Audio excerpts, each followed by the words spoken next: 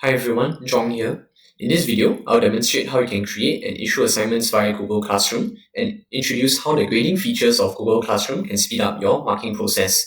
Timestamps are provided in the description below. Feel free to skip ahead to whichever section is more relevant to you. Let's start off on the classwork page of our Google Classroom and let's click on Create. There are many different kinds of assignments you can create here. We'll just stick to Assignment. It will direct you to this page where you can input the title of the assignment, any necessary instructions, and you can toggle with several settings on the right. Okay. There are two ways you can create an assignment. The first is to create it from scratch by clicking on this button. You can create a Google Docs, Google Slides, or Google Forms, whatever you might choose. The second way is to click on the paperclip icon, click Add. For this demonstration, I'll attach a Google document that is already on my Google Drive. Okay, let's give it a while. SEQ. Okay, let's use this one. As you can see, it already appears on my recent page because it was a recent document I was working on. You can also search for it under the drive if it doesn't immediately appear. Okay, let me just add a title. SEQ, Reasons for Constitutional Change. Instructions, read the lesson handout before starting on it. Okay. Now, when you have attached the document, you realize that there are several different permission settings you can toggle with. The first two options allows for students to view and edit the original document. Instead of that, you want to click the last option, make a copy for each student.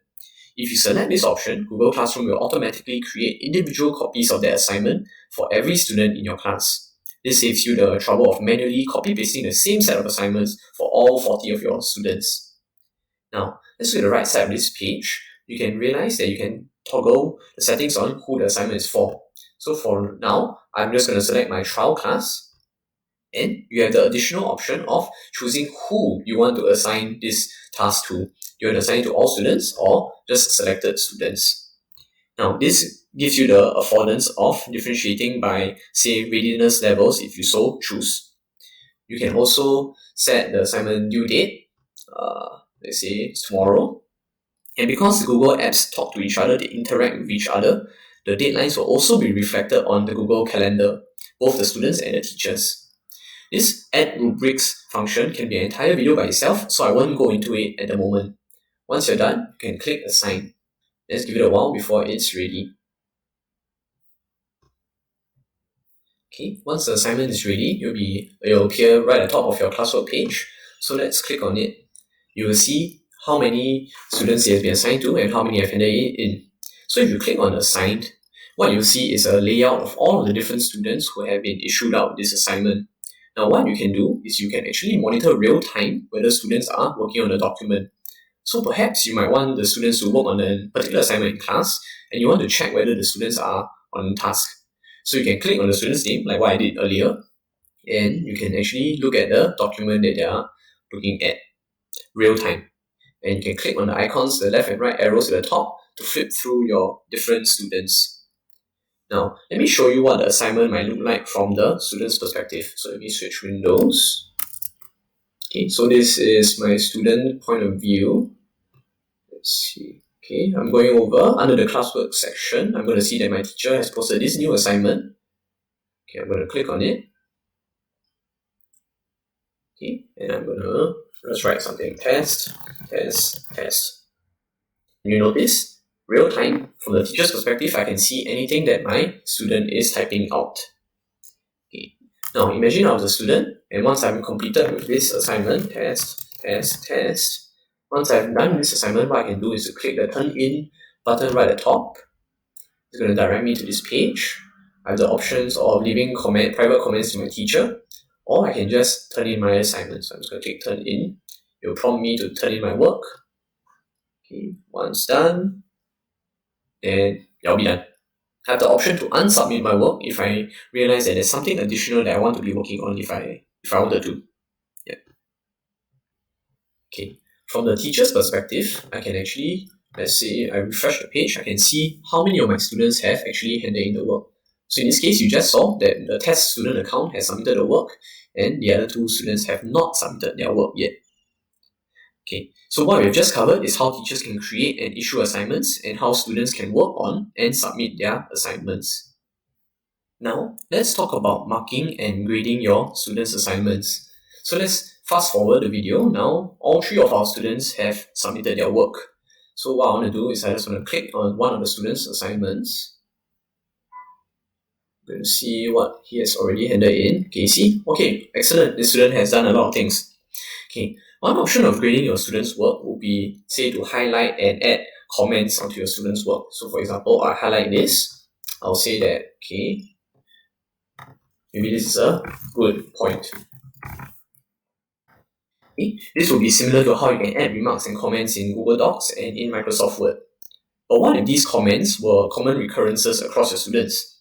Speaking from the perspective of a humans teacher who has a ton of things to mark, one wish I have about marking is if only there were a way to just copy-paste the comments or feedback across the various pieces of work, especially if these comments were things like poorly selected example or insufficient elaboration, comments which were common across multiple students. Well, Google Classroom allows you to create a comment bank with which you can store up template comments, and then this will speed up your marking process tremendously. So click on this button, comment bank, and if, like, say you have anticipated several recurring comments, you can click on this button, add to comment, and input it. So for example, good point might be a recurring comment. Another one might be good example. Okay. So what I'll do now that I have this comment bank section created is that if, like, say I were grading the student's work, I'll just highlight the relevant portion, I'll add comment, and instead of having to type out the full length of comment all over again, I'll just click hashtag. And the moment I type a hashtag, you saw that there'll be a list of all of your comments from the comment bank generated. All I'll do is click on one, comment. Okay. You can imagine how this would speed up the process tremendously. Like, say this is another one, maybe this is a weak CC.